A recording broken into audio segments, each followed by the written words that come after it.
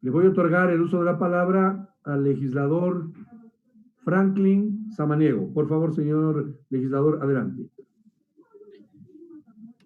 Muchísimas gracias, señor presidente, compañeros y compañeras asambleístas, pueblo ecuatoriano, ciudadanos que siguen este debate. Es sumamente importante a través de los medios de comunicación en virtud de la situación de crisis que nos encontramos atravesando. Yo quiero el día de hoy plantear dos cosas que me parecen importantes. Voy a referirme a este proyecto de ley, pero creo que nuevamente me veo obligado a plantear y a diferenciar y a entender también entre lo necesario y lo urgente. Y en ese tema quiero señalar, señor presidente, me refiero o inicio mi intervención por este lado, porque mi provincia, Pichincha, la ciudad de Quito, está atravesando una situación muy compleja, muy difícil en el tema sanitario. Y no quería dejar pasar esta situación porque vemos que de la información que tenemos, el sistema de salud está saturado. Hay un incremento aproximadamente del 35% de muertos y además, según la información que tengo, más o menos 100 casos de contagio de promedio diario. Hay un pronunciamiento de las autoridades locales. 6 de 8 alcaldes se han pronunciado por varias restricciones, principalmente para resguardar la vida de los ciudadanos en Quito y en Pichincha. En todo caso, la idea de esta primera parte era, uno, apelar nuevamente a las autoridades nacionales, al COE nacional, al COE provincial, al COE cantonal, para que se tomen las medidas. Se ha planteado disminuir las horas o aumentar, perdón, las horas de restricción, el tema del toque de queda y algunas otras cosas que sin duda lo que tratan de hacer es poder llevar adelante la posibilidad de que con estas medidas se salve vidas. Y en este momento lo primordial y lo fundamental para el país es salvar vidas. Eso por un lado, señor presidente, nuevamente mi solidaridad desde Quito, desde Pichincha, con los quiteños pichinchanos, pero también a nivel nacional, y yo aspiro que las propuestas que se han hecho desde lo local, desde el gobierno provincial de Pichincha, desde la alcaldía de Quito y las 6 alcaldías adicionales que han hecho pronunciamientos, se las tome en virtud de que una vida no es una cifra, una vida es un ser humano, una vida es tiene atrás familiares y también lo que nos permite también es garantizar ese bien preciado que, como señalo, es la vida. Ya en relación al segundo punto, cuando me refería a lo urgente que acabo de señalar, pero a lo necesario también en relación a la norma que debatimos, quiero señalar, compañeros y compañeras, que la arquitectura constitucional se construye en una suerte de pesos y contrapesos institucionales, orientados a mantener un equilibrio en el ejercicio de los derechos. El inciso tercero del artículo 191 de la Constitución de la República claramente establece que la Defensoría Pública contará con los recursos humanos, materiales y condiciones laborales equivalentes a las de la Fiscalía General del Estado. Esa regla de igualdad de condiciones a la que hago referencia es la que debe considerarse en el horizonte también del proceso de la reforma. La Defensoría Pública, por poner un criterio en el presupuesto del año 2020, registraba una asignación presupuestaria de $34.366.000, mientras que la Fiscalía General del Estado registra $138.850.348. Este criterio es referencial, pero espero sirva para reforzar esa necesidad de igualdad de condiciones que se requiere para lograr equilibrio institucional y que lo determina la Constitución de la República. El proyecto de ley, sin duda, con los aportes, las observaciones que se han realizado el día de hoy, sin embargo, que habría que afinar algunos temas en la técnica legislativa, debemos profundizar fundamentalmente en algunos elementos que sí son sustanciales y de fondo. El proyecto de ley recoge importantes elementos y categorías constitucionales que las desarrolla como el estado de indefensión, el estado de vulnerabilidad y la condición económica sujeta a vulnerabilidad.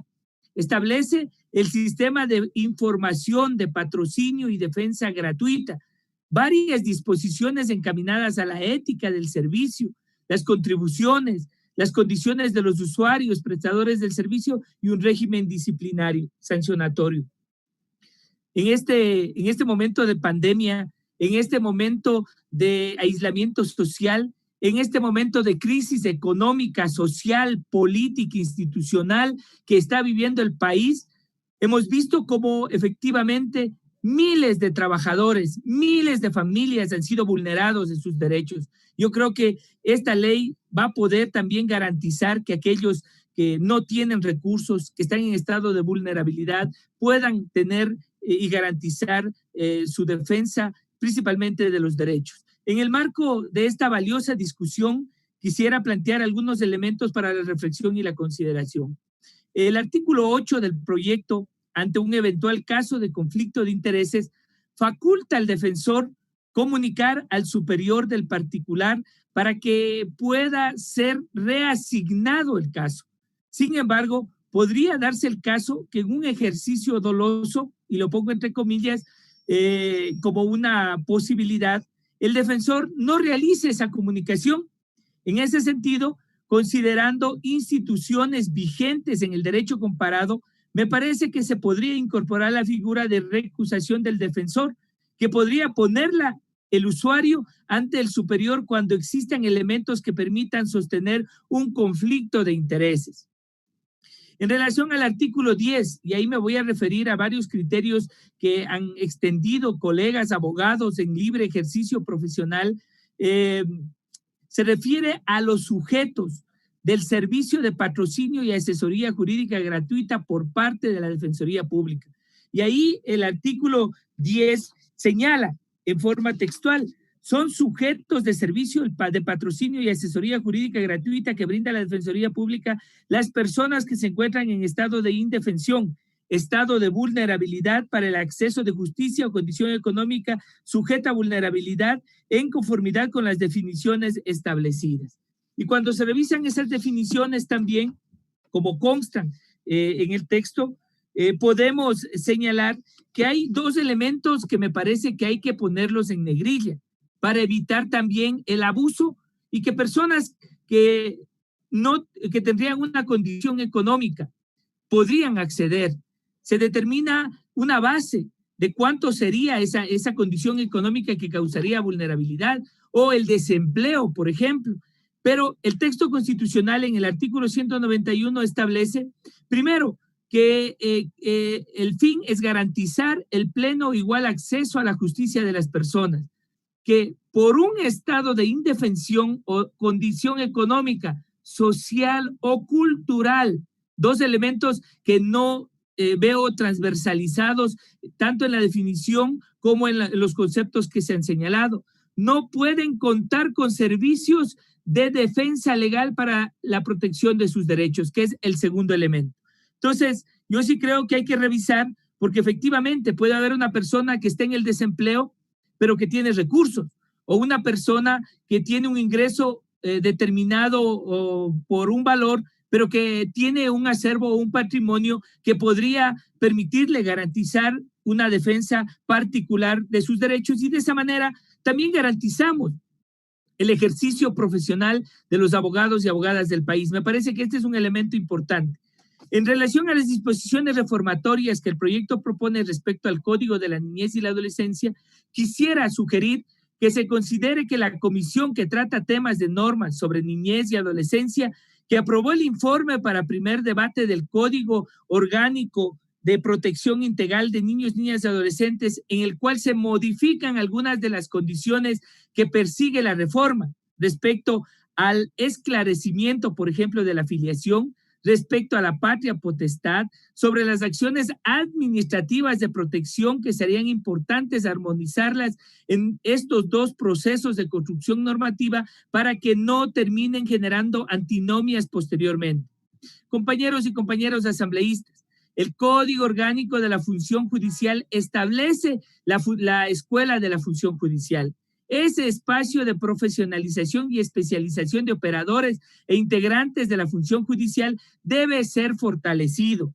En ese sentido, la Escuela Defensorial se había planteado como un espacio de especialización que no reemplazaría a la Escuela de la Función Judicial. Más bien debemos proponer que, por ejemplo, esa Escuela de la Función Judicial tenga una suerte de universidad que, según la demanda de los operadores, actores, servidores del sistema judicial, puedan crear programas, llámense escuelas de especialización, es decir, dentro de la Escuela de la Función Judicial, la Escuela de Jueces, la Escuela de Fiscales, la Escuela de Defensores, la Escuela de Peritos, etcétera. Pero ahí quiero señalar algo también en relación a la justificación, porque se topó el tema de la Escuela de la Función Judicial como que efectivamente sería debilitada.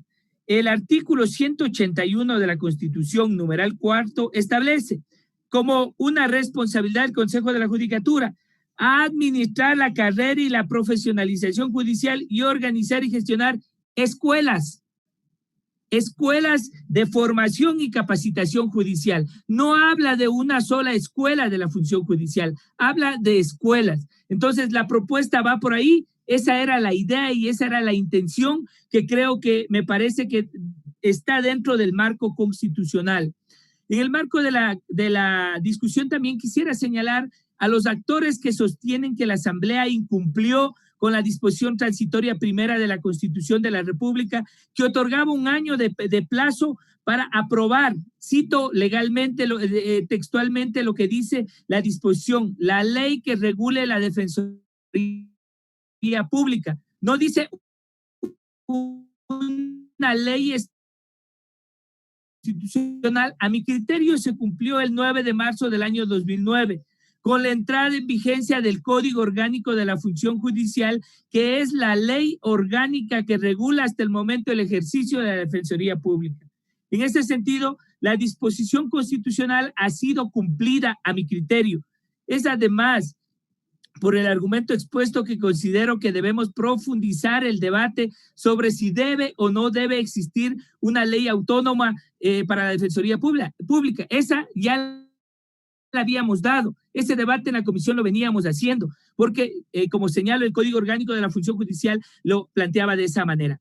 Compañeros y compañeros asambleístas, nuevamente, yo creo que esta ley va a aportar para garantizar los derechos de las personas de atención prioritaria, de los más vulnerables, de los quienes no pueden tener acceso a un abogado y a la defensa de sus derechos de una forma como determina la Constitución. Pero sin embargo, yo vuelvo a exhortar a la Asamblea, tenemos que seguir tratando la posibilidad, cómo resolver los temas de la ciudadanía, el tema del empleo, el tema de la salud. Tenemos un código de la salud también que tiene que debatirse.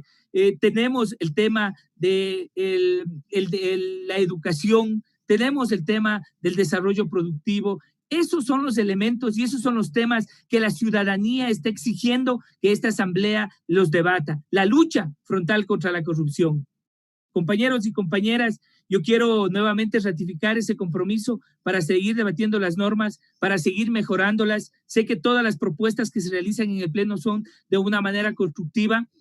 Hay que mejorar los procesos, sin duda alguna. Creo que eso le pasa a casi todas las comisiones. Día a día hay que ir, como señalo, articulando de mejor manera las acciones para tener las leyes que la ciudadanía necesita para resolver sus problemas y garantizar sus derechos. Muchísimas gracias, señor presidente, compañeros y compañeras asambleístas.